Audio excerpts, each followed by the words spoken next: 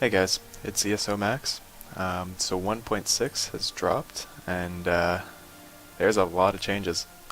So stamina Nightblades are still really good. This is going to be my Nightblade two-handed build, which is oriented towards endgame. There's still a lot of work to be done, and this should be taken as a primer. Um, so other people can pick this up as a basis and theorycraft it more, optimize it more, and hopefully we'll get somewhere.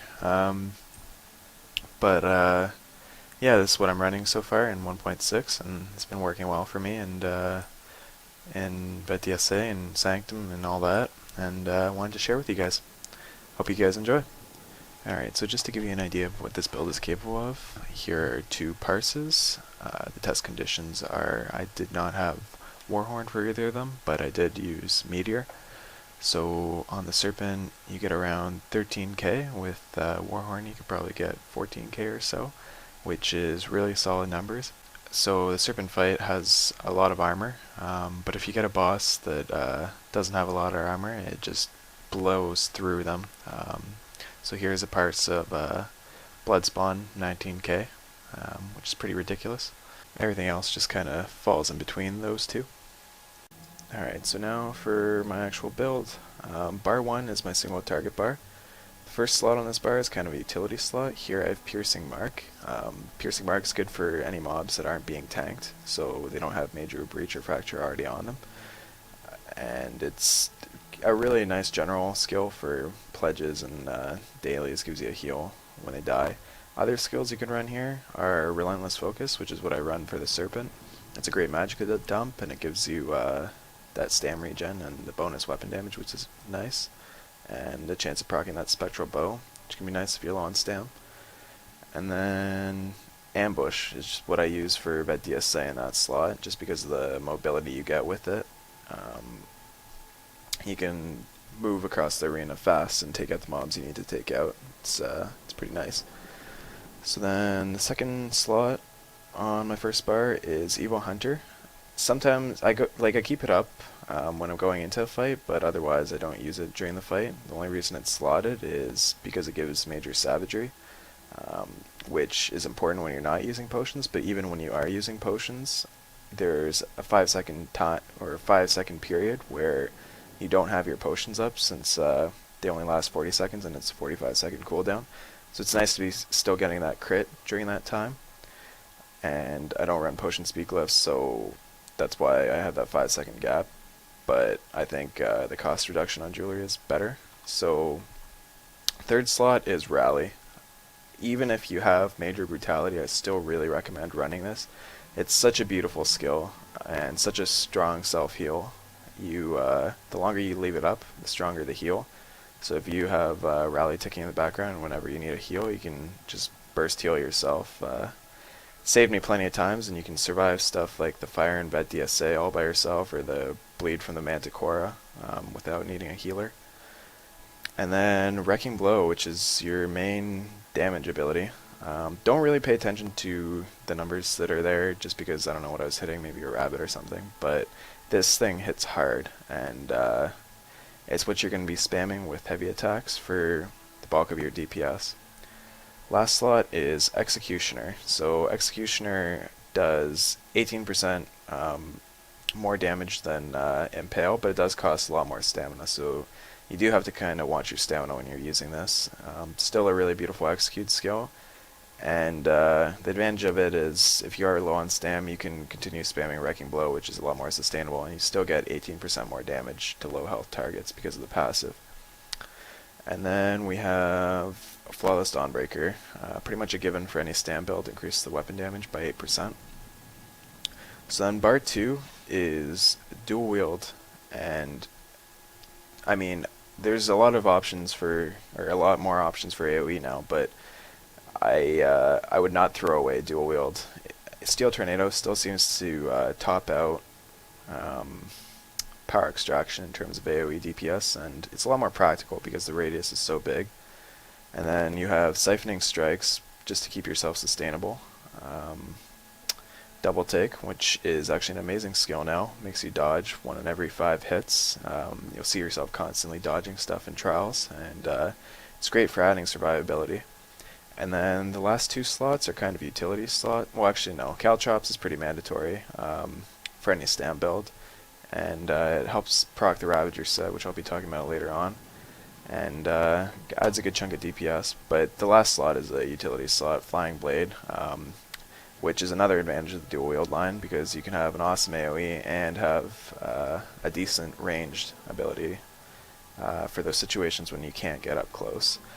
Now, I have Veil here, if your group requires you to run Veil, but if you want max DPS, you go Shooting Star, and it's pretty amazing now, especially with the DOT component there. For potions, like I showed you before, I run the weapon crit pots. Alright, so then attributes. I put everything into stamina, and that leaves me with around 19k health, which is more than enough to survive anything. And to be honest, I've run Sanctum and Vet DSA with 17k health, testing something else, and that's enough. So any type of health you can get is fine. So put everything in stam, that's what I'm trying to say. I sit at around 2,700 weapon damage, unbuffed, and 54% spell critical. And then if I buff, oddly enough, my weapon critical goes up 3%, don't ask me why. But my weapon damage sits at 3.1k. So then for my food, I use the max stam and max health food, which is the blue one. And yeah. So for my gear, I use 4-piece Morag Tong, 2-piece Red Mountain, 5-piece Ravager, including the Greatsword, and then for my dual wield, I just have 2 Sword of the Two-Fanged Snakes. So the reasoning behind this is, first of all, Morag Tong's great set for any stam build and works nicely because you can get the 4 pieces in there. Ravager is an amazing set. It has an 8% chance to increase your weapon damage by like 600. Right now I only have the V11 one because it's pretty expensive and I've been testing a lot of stuff, so that's that. But its proc rate is pretty high, and especially when you have Caltrops down, you'll have it up most of the time, and 600 weapon damage is pretty insane. It puts you at like 3.7k, 3.8k weapon damage total. And then to fill in the last 2 slots, you have Red Mountain stuff. So the shoulders are extremely rare, and that's why I'm wearing the V4 ones, but when I find V12 ones, I'll be running that. Everything is enchanted for stamina. My jewelry has 3 stamina cost reductions because it's much better than weapon damage at this point, just because weapon damage got nerfed a lot, but stamina cost reduction didn't change as much with 1.6, so it's most bang for your buck at this point. I use the Ravager's Greatsword. I have it enchanted for weapon damage. The reason I do this is because then I can run 1 more piece of medium, which adds a little bit of sustainability, and sustainability is what's important, or much more important in this patch rather. And yeah. So for my champion points, right now I have 113, and for the blue side I put pretty much all of them in Mighty up to around 30, and then I'm starting to see more and more diminishing returns, so I'm starting to put some in Precise. In terms of the the red tree, you're going to want some points in block cost reduction, because as a DPS you still need to be able to block, but the less your block costs, the more stamina you have to actually DPS, so I really like that one. You want spell resistance to negate some of that damage from the boss mechanics, and then the medium armor focus for just some extra armor. And then for the green tree, you're going to want as many points as you can into Warlord. Cost reduction is really good, and really important as well. Your green points are probably more important than your blue points in this patch. And I do have some points in Mooncalf just because I'm a Bosmer, and it synergizes nicely with the passive increases to stamina regen. So yeah, that just stacks on that. Otherwise, I just put them in Warlord. Alright, so now the rotation. You're going to want to make sure that the mob you're about to attack has major fracture applied to it, which reduces its armor. So whether that's you applying piercing mark or the tank taunting him with the melee taunt. And then if it's a heavy hitting mob, you're going to want rally for the healing.